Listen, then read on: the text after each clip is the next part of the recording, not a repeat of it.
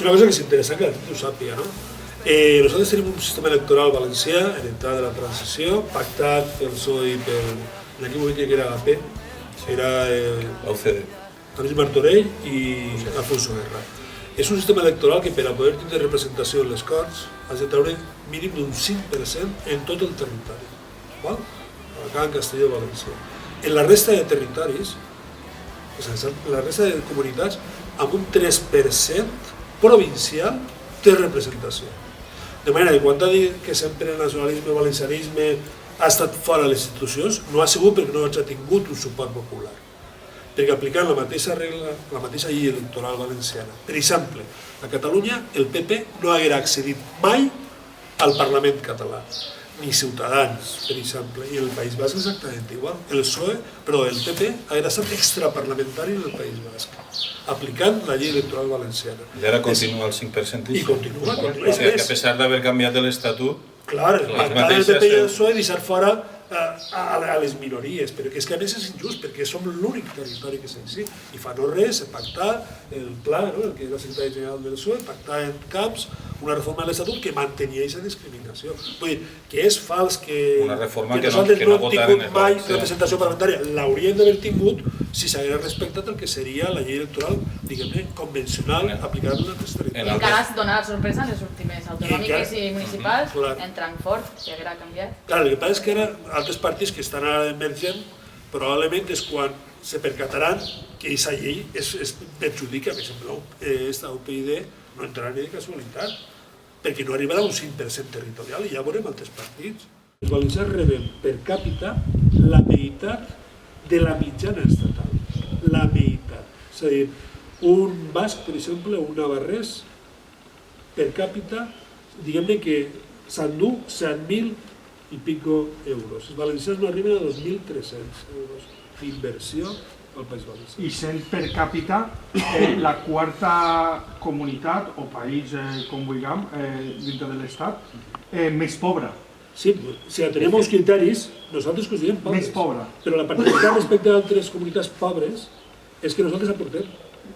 És a dir, la solidaritat l'estem donant nosaltres quan hauríem de ser els rebedors, receptors d'aquesta solidaritat. De fet, en la conferència Vicent Cucarella va dir molt clar, l'única comunitat autònoma que és pobra, que està per baix de la mitjana, som nosaltres, però no som suficientment pobres per a que Europa ens ajude i al mateix temps són contribuents nets, però molt per damunt del que es correspondria, com si foren rics. De manera que cada any ell comptabilitzava des de l'any 2002 i fent un estudi, ell dia conservador, però que és d'ahir en amunt, diu que els valencians, el deute històric, mínim 12.000 milions d'euros. I cada any perdem, és a dir, ingressem a l'Estat la balança de pagaments i resulta que nosaltres sempre paguem més, encara que si n'hi haguera solidaritat en l'estat espanyol, ara tocaria que ens ajudaren. I a més la cosa no pinta bé per un motiu. Quan des d'Europa ens obliguen a ajustar el dèficit, significa que si tu arranques d'una quantitat inferior, que és el nostre cas, 2.400, 2.300, resulta que per ajustar-nos al dèficit, si ja d'entrada en el que tens no pots donar els serveis, perquè resulta que, per exemple, en educació, primer, així les substitucions com a mínim han de ser quasi d'un mes. Si no, no t'envien a ningú. Si les baixes. En Catalunya, en Andalusia, en Castilla-La Manxa, als 2 dies tens un substitut. Als 2 dies.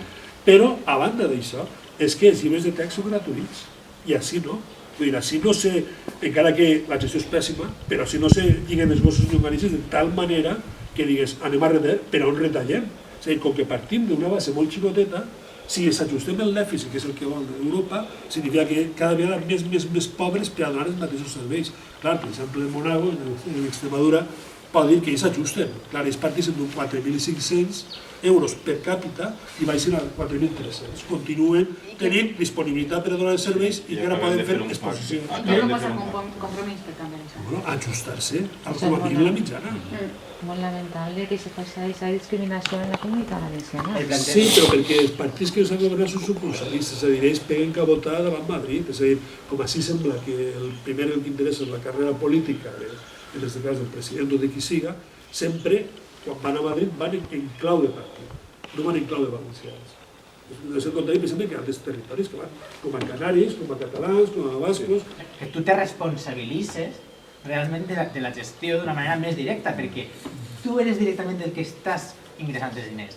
Aleshores, t'obliga a dir, no, ara no pots anar a demanar, de repente, no, és que eres tu el que està decidint. Però fixeu-vos que intentar, si tingueren la mitjana, és a dir, el que cobra la mitjana dels espanyols, doblarien la capacitat de despesa, és a dir, doblarien significa que tindries molt més diners per a sanitat, per a educació, per a benestar social.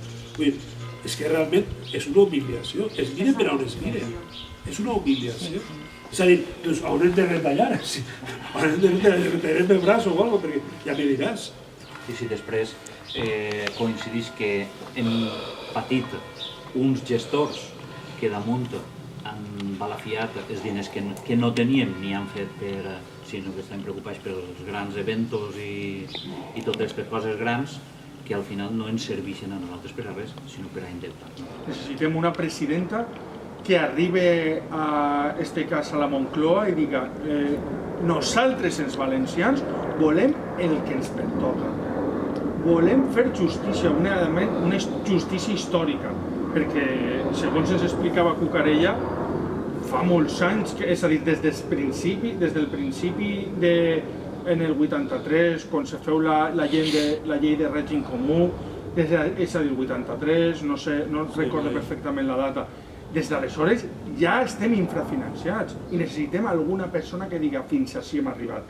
Que ara el gran problema dels valencians no és que hem malgastat els diners, que sí, també, en aquest cas dic els gestors, sinó que no han sabut defensar una qüestió valenciana. És a dir, així estem valencians. I jo crec que és el nexe d'unió i ha de ser a partir d'ara en el qual el crit de guerra dels valencians.